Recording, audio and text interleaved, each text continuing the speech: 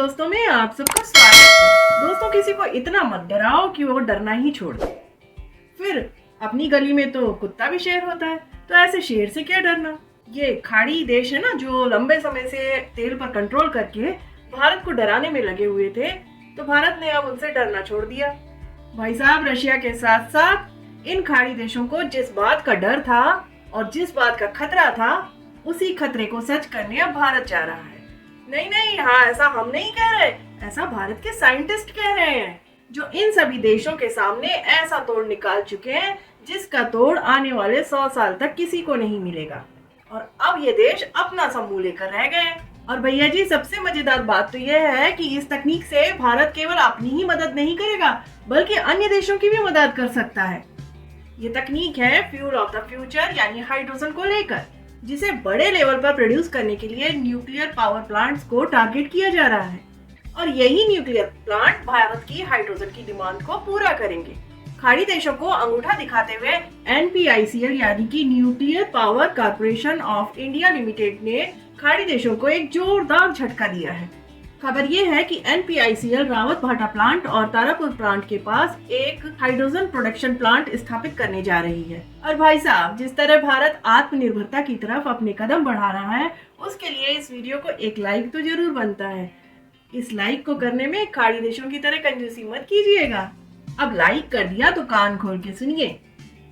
भारत में इन hydrogen plant को ताकत देने के लिए न्यूक्लियर प्लांट्स का इस्तेमाल किया जाएगा, और जो हाइड्रोजन इन यूनिट्स में बनाई जाएगी उसका इस्तेमाल NPICL की बिजली की जरूरतों को पूरा करने में किया जाएगा। बल्कि NPICL के प्रॉफिट मॉडल के तहत इसमें हाइड्रोजन को बचाने का भी काम किया जाएगा। भैया जी, इन न्यूक्लियर पावर प्लांट में को रिफिल करने के बाद कम से कम 1 से 1.5 साल तक इसे रिफिल करने की जरूरत नहीं पड़ती है।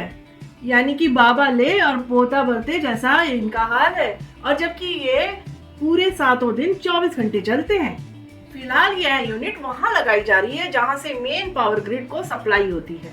लेकिन NPICL के अधिकारियों का कहना है कि हाइड्रोजन प्रोडक्शन के लिए आगे चलकर एक डेडिकेटेड प्लांट सेटअप किया जाएगा।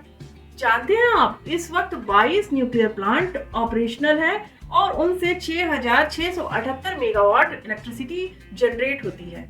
लेकिन भैया जी, ट्रांसमिशन लॉस की वजह से इनमें से बहुत सारी बिजली का लॉस हो जाता है। तो इसी का तोड़ है डेडिकेटेड न्यूक्लियर पावर प्लांट, जिसकी वजह से बिजली का लॉस लगभग खत्म हो जाएगा, क्योंकि ये हाइड्रोजन प्लांट न्यूक्लियर यूनिट के पास ही सेटअप किए जाएंगे। यानी कि ना रहेगा बांस और ना बजेगी बांसुरी। फिर इससे पैदा हुई बिजली का अलग अलग एप्लीकेशंस में यूज किया जाएगा। अच्छी बात तो यह है कि भारतीय वैज्ञानिक अभी मॉडल न्यूक्लियर रिएक्टर पे काम कर रहे हैं, जो कि 300 मेगावाट बिजली पैदा करने में सक्षम है। और हमारा मानना है कि यही जो मॉडल रिएक्टर्स है, वो आगे चलकर हाइड्रोजन प्लांट्स को पावर देने में सक्षम होंगे। तो जान लीजिए, आज जो तेल के भंडार पर ये खाड़ी देश सांप की तरह बैठे हुए हैं ना, ये भंडार ज्यादा दिन चलने वाले नहीं है।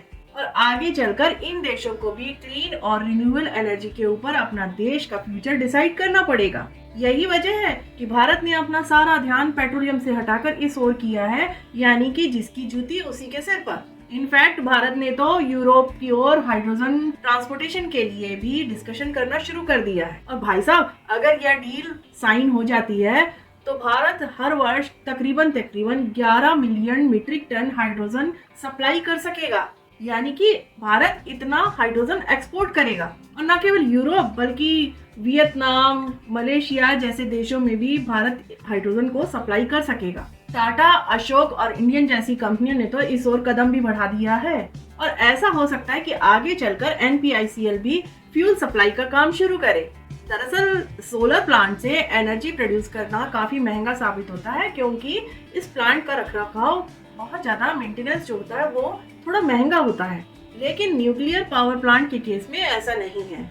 तो जल्दी NPICL ऐसे न्यूक्लियर प्लांट्स सेटअप करने जा रही है, और उसके साथ साथ हाइड्रोजन प्लांट्स भी सेटअप होंगे। तो नियर फ्यूचर में जो फ्यूल ऑफ फ्यूचर है, उसको सिक्योर किया जा सकेगा। तो आपको ये जानकारी कैसी लगी, हमें कमेंट बॉक्स में जरूर बताइएगा। वीडियो को शेयर जरूर कीजिएगा, और वीडियो को लाइक और सब्सक्राइब करके बेल आइकन बटन जरूर दबाइएगा। ऐसी ही जानकारी के लिए मैं आपसे फिर मिलती हूँ। यहीं लेती हूँ विराम, और अगले वीडियो तक राम राम।